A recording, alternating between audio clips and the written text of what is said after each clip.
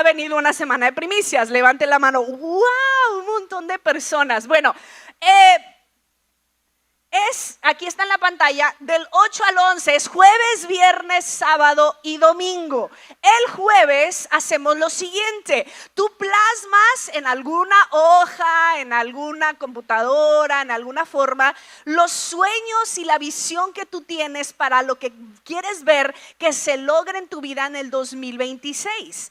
Y tú lo traes y el jueves oramos por esos planes, esos sueños, esa visión que tú tienes para este año. Oramos por ello y entonces entregamos a Dios esos planes para el 2026. Así que todavía tienes días para trabajar en aquello que vas a traer, como fotos, imágenes, libreta, como tú quieras, o en tu celular, pero preferiblemente plasmado en algo. Tráete tu hoja de sueños. También ese día traemos nuestra primicia de finanzas, es decir, le damos lo primero a Dios en el año, una primera ofrenda de gratitud, un primer dar. A lo mejor lo que tú determines puede ser tu primer venta del año, fue a lo mejor tu primera entrada de algo, pero algo que tú dices, esto es algo simbólico y de acuerdo a esto establezco, Señor, yo doy en fe creyendo que 2026 va a ser un año de bendición y yo te honro a ti con ello. Analicemos lo que dice el pastor Edgar acerca del culto de primicias. Llegó el mes de enero, que es el mes en donde algunas que se autodenominan iglesias cristianas roban como nunca antes. Este es el mes más peligroso, mi hermano. Tenga cuidado, ahora mismo están queriendo sacar de los bolsillos lo que ellos no reciben en enero. Así que mucho cuidado con estas iglesias. Y estoy hablando de una práctica que se ha popularizado en muchas supuestas iglesias evangélicas desde los años 70, que ya de alguna manera la iglesia católica la practicaba, pero de una manera distinta, de una forma diferente. Y en las iglesias evangélicas desde los años 70 ha ido creciendo, volviéndose cada vez más y más popular la llamada fiesta de las primicias, que es algo que se realiza en el primer mes de cada año, donde literalmente hacen que las personas les den el primer sueldito que reciben al año. Haga cuentas de lo que estas mega iglesias reciben. Vamos a analizar los argumentos específicos usando Proverbios, capítulo 3, verso 9, que dice: honra a Jehová con tus bienes y con las primicias de todos tus frutos, y serán llenos tus graneros con abundancia, y tus lagares rebosarán de mosto. El principio del proverbio es absolutamente aplicable. Claro que hay que honrar al Señor, todos nuestros bienes, todo, absolutamente todo lo que tenemos, no solamente lo primero o lo que llegó, el 10% o lo que llegó primero en mi sueldo. No, todos mis bienes son para honrar al Señor, no solamente las primicias. Pero obviamente Proverbios es escrito en el contexto del viejo pacto. Es escrito en un contexto en el cual ellos están justificando la bendición de Dios por medio de un pacto condicional, donde evidentemente Dios les había dicho que si ellos cumplían la ley, el Señor les prometía ciertas cosas. Así que en ese contexto de pacto condicional es que está ese versículo de Proverbios, que es su lección general de honrar al Señor con todos nuestros bienes, sigue siendo muy aplicable y sigue siendo muy cierta, pero que no podemos aplicar en el sentido de primicias. Ahora, él está diciendo que las primicias son las primeras entradas del año.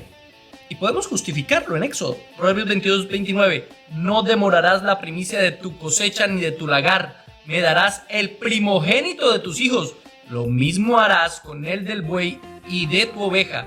7 días estará con su madre y al 8º día me lo darás. Como se pueden dar cuenta, esto nada tiene que ver con las primeras entradas económicas, sino con los primeros frutos. Y no es exactamente lo mismo. Aquí no está hablando de dinero en ningún sentido, y para ese entonces ya existían ciertos tipos de dinero. Pero lo que el Señor está diciendo es que lo primero que ellos recibían debían llevarlo al Señor, y parte de eso se usaba, claro que sí, al sacerdote. Pero no solamente estoy hablando de frutos, sino también de animales e incluso de hijos, como dice ahí en Éxodo. Entonces, si practicáramos la fiesta de las primicias como realmente los judíos la practicaban, sería algo muy diferente, pero muy diferente a lo que se está practicando en todas estas iglesias. Sería algo completamente distinto.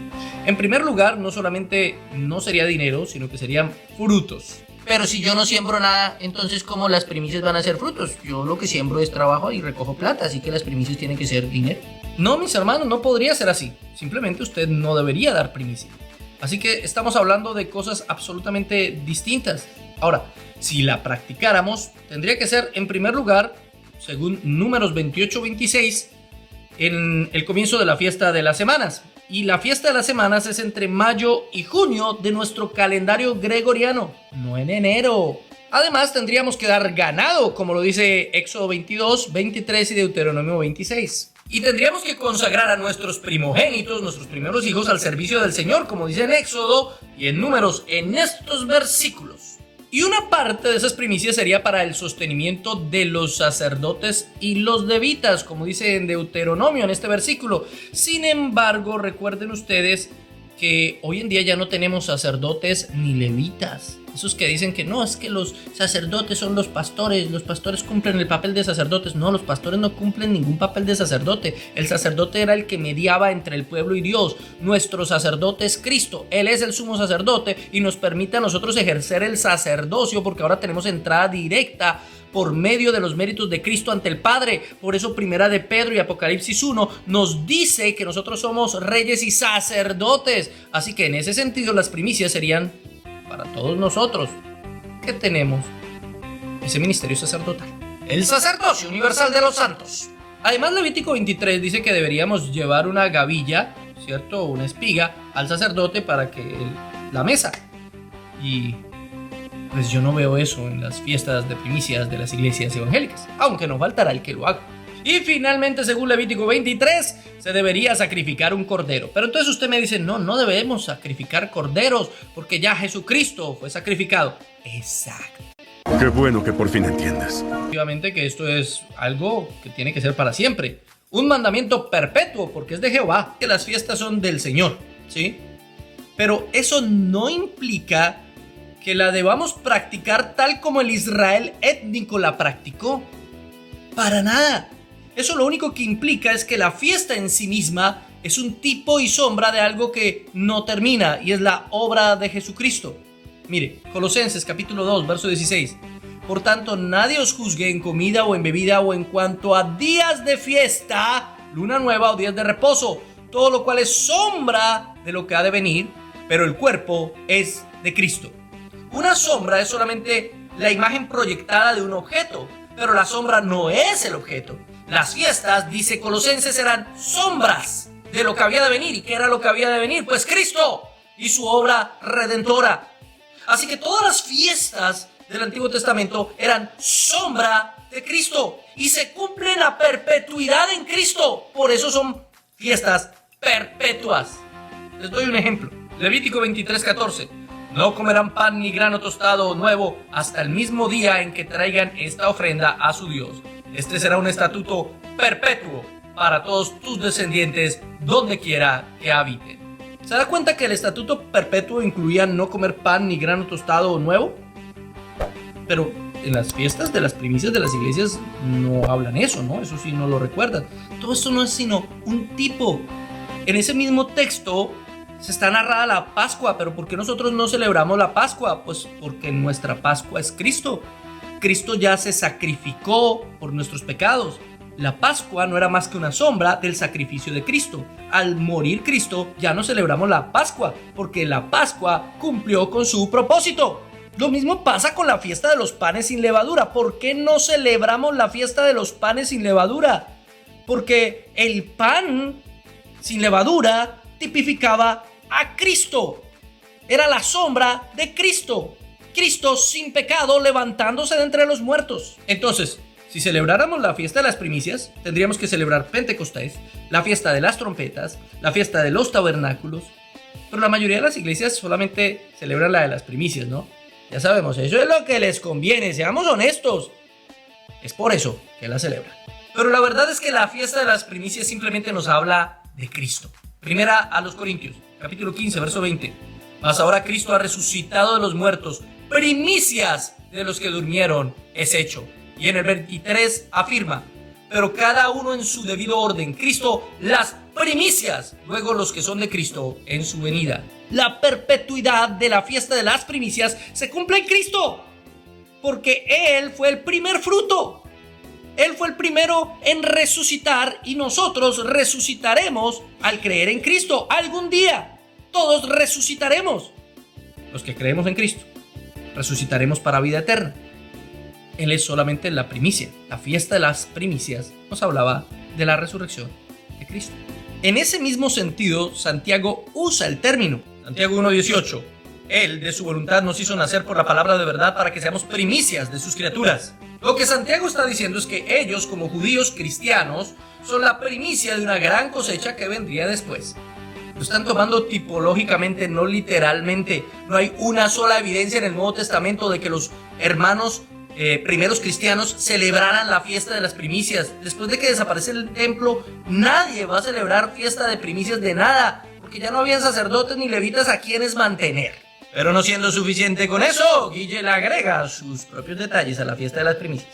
Ahora, usted puede ser que sea otra cosa. Usted puede decir, pastor, yo quiero dar un día de mi trabajo, quiero darle una semana, quiero darle 2 semanas, pero yo quiero honrar a Dios. Recuerda, honrar es valorar. ¿Cómo así que entonces no es solamente la primicia, sino puedo dar 1 semana o 2 semanas?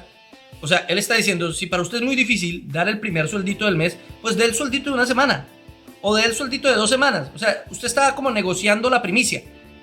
Pero si va usted a celebrar la fiesta de las primicias como la celebraban los judíos, no podía hacer eso. Perdón, la primicia era la primicia. Los primeros frutos eran los primeros frutos. Y usted no podía negociar lo que usted iba a dar con el Señor. Así que esto no tiene ningún tipo de fundamento bíblico y es simplemente algo que él agrega para que la gente no deje de dar. Finalmente, él habla de 3 cosas que se producen gracias a la fiesta de las primicias. ¿Qué sucede cuando nosotros ponemos primero a Dios o lo honramos? Número 1, cuando honramos a Dios primero, cuando honramos a Dios con las primicias, con aquello que nosotros, de nuestro tiempo, oración, ayuno, con las primicias. ¿Sabe lo que sucede?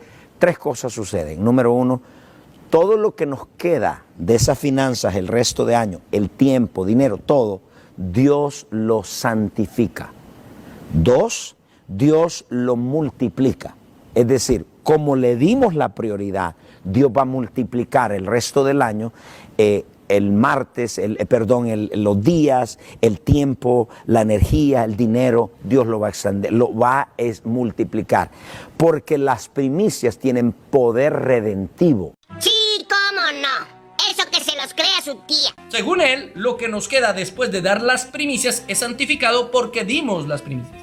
O sea, si no damos las primicias, lo que nos queda no es santificado. Entonces está corrompido.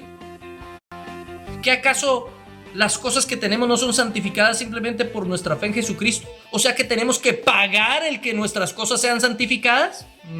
En segundo lugar, él afirma que el pagar las primicias hace que seamos multiplicados en nuestra economía. Y es que finalmente muchas de las personas, admítanlo, muchos de ustedes, no los que no lo hacen, pero sí de los que lo hacen, que pagan sus primicias, que van a su famosa fiesta de primicias, lo hacen esperando recibir más después, porque lo que quieren es complacer su deseo de avaricia, lo que quieren es tener lo que no tuvieron el año pasado. Pero la bendición de Dios ni se compra ni se vende. Y finalmente, este hombre afirma que las primicias tienen un poder redentivo. ¡Redentivo! ¿Qué significa redimir? Bueno, redimir significa comprar algo, ¿sí?, para uno mismo, rescatar o sacar de la esclavitud, liberar a alguien. Por eso, casi siempre que se utiliza la palabra redimir en la Escritura, está hablando de la obra de salvación, de la obra de Cristo. Gálatas 3:13. Cristo nos redimió de la maldición de la ley, hecho por nosotros maldición. Interesante, nos redimió de la ley, de la maldición de la ley, porque nadie puede cumplir completamente la ley, solamente Cristo la cumplió, para que nosotros ahora vivamos gracias a eso. Pero ellos quieren imponernos una regla de la ley, la fiesta de las primicias. Gálatas 4:5, para que redimiese a los que estaban bajo la ley. Colosenses 1:14, en quien tenemos redención por su sangre, el perdón de pecados. Sí, señores, la redención no es por la primicia, no es por pagar primicias, la redención es por la sangre de Cristo, por el sacrificio de Jesucristo en la cruz del Calvario. Pero es que para él, redención no es solamente salvación, sino además, redención tiene que ver con que tenga más tiempo. Que al levantarme, yo pongo a Dios primero. Mi primer tiempo, mi primera oración, mi primera adoración es para Él. Y Él me redime. me extiende, me multiplica el resto del tiempo. Y yo podría buscar apoyo bíblico para eso, cosa que él no hizo, pero para apoyarlo, ayudarle un poquitico. Colosenses, capítulo 4, verso 5. Andad sabiamente para con los de afuera, redimiendo el tiempo. ¿Se da cuenta? Redimiendo el tiempo. Redimiendo el tiempo se puede redimir. Pero ese redimir el tiempo nos habla de aprovechar el tiempo, como dice en Efesios. Es así de sencillo, no tiene nada que ver ni con la fiesta de las primicias ni con la redención de Jesucristo. Y es que la palabra que aparece ahí en Colosenses es apolustrosis. Hay 3 palabras para redimir: agorazo, exagorazo y apolustrosis. La última de ellas es la más amplia, que abarca un mayor número de significados y debe ser interpretada en su contexto. Y en este contexto pues no está hablando de la redención por la sangre de Cristo, sino más bien de aprovechar bien el tiempo que hemos perdido. Finalmente tengo que decir que si usted está dando primicias, si en su iglesia le piden que lleve el primer sueldito del año, salga corriendo de ahí. Eso no es una iglesia, están queriendo estafarlos. Sí, hay algunas personas que en medio de su ignorancia y falta de conocimiento no es que quieran estafar, sino que practican esto porque así les enseñaron que debía ser. Pero aún así, están estafando. Ellos deberían preocuparse por investigar en las escrituras, profundizar en el texto y no comer entero todo lo que estos apóstoles les predican y les enseñan. Esto es una cosa absolutamente deplorable, porque agrega un precio a la obra redentora del Señor y nos enseña que básicamente podemos comprar las bendiciones. Por eso quiero hacer una campaña numeral: no más primicias. No más primicias. Debemos honrar al Señor con todos nuestros bienes. Debemos ser generosos y ofrendar generosamente y voluntariamente. Pero eso de usar estos textos bíblicos para hacer que las personas den en su iglesia su primer sueldo es literalmente una estafa. Es un atraco con la Biblia. Y la Biblia no es para eso. Y ustedes que están cobrando esas primicias, arrepiéntanse. Interpreten correctamente las escrituras. Esto es literalmente una estafa y estafar es pecado. ¿Qué piensa usted? ¿Está de acuerdo con las primicias? Coloque los versículos bíblicos, interprételos aquí a ver si de pronto soy yo el que se está equivocando. ¿A usted le han cobrado primicias? De su testimonio aquí.